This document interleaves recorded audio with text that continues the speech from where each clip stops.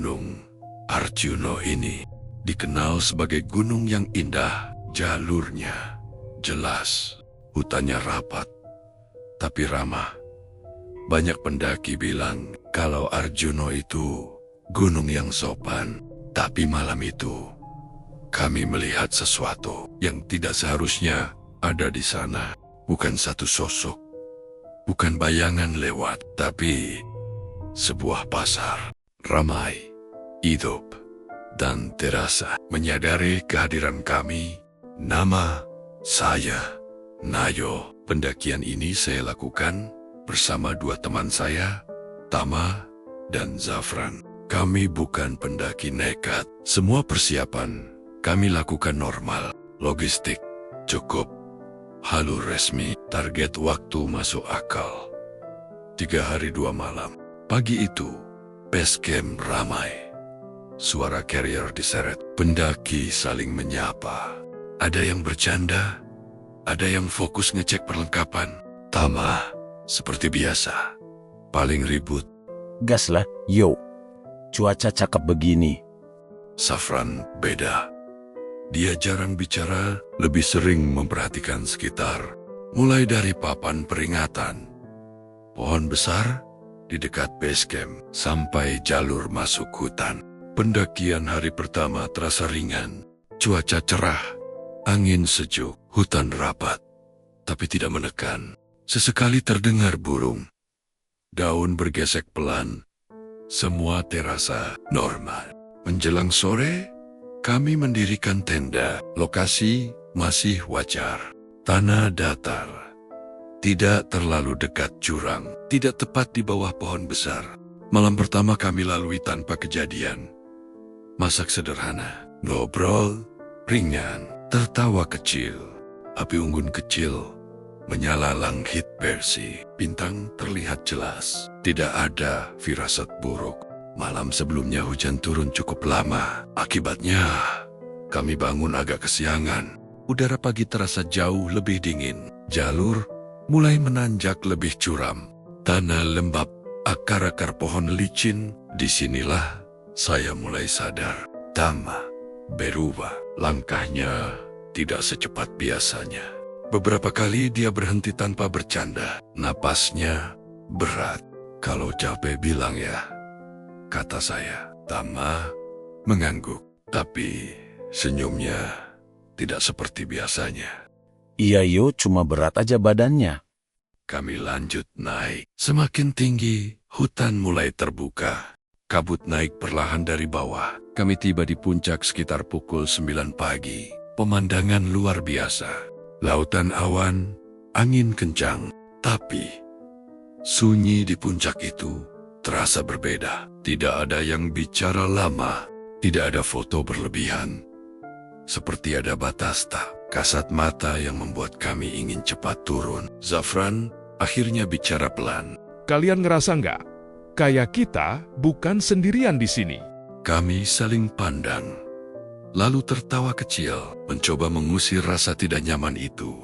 Siang hari, kami memutuskan turun dan bermalam. Sekali lagi, sebelum kembali ke base camp, esoknya, kami mendirikan tenda di jalur turun. Lokasinya terlalu sepi.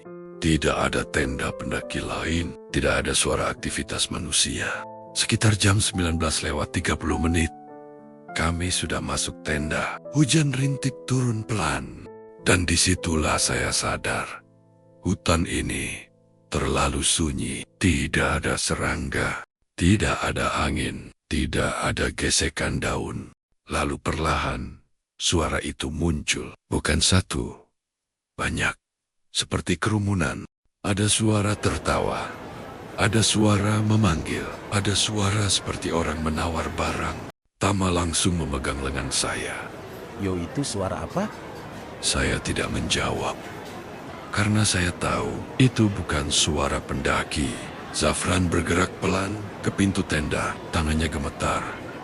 Saat membuka resleting, hanya sejengkal. Cahaya kuning hangat langsung masuk. Zafran membeku. Jangan keluar di luar ramai. Saya mengintip dari celah kecil itu dan napas saya langsung tercekat.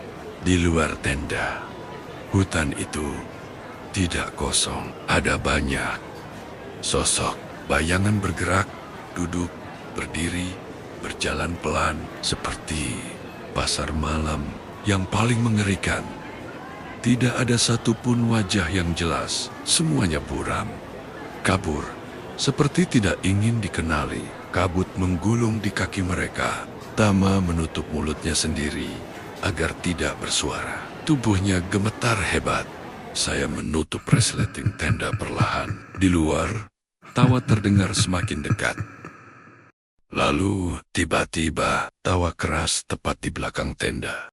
Bukan tawa senang, tapi seperti mengejek. Kami membaca doa pelan.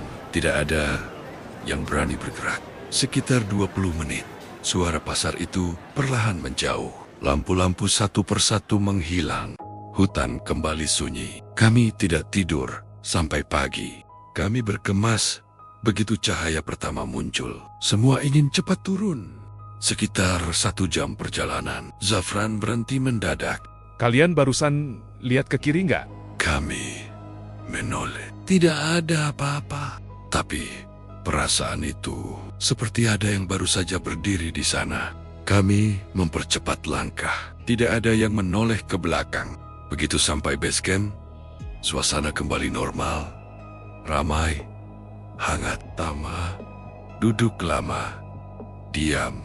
Yo sumpah, aku nggak mau naik gunung ini lagi. Kami cerita ke petugas base camp. Dia hanya tersenyum kecil. Kalau malam kedua, memang sering. Gunung Arjuno tetap indah, tetap megah. Tapi sekarang, kami tahu di balik hutan yang sunyi, ada keramaian yang bukan milik manusia.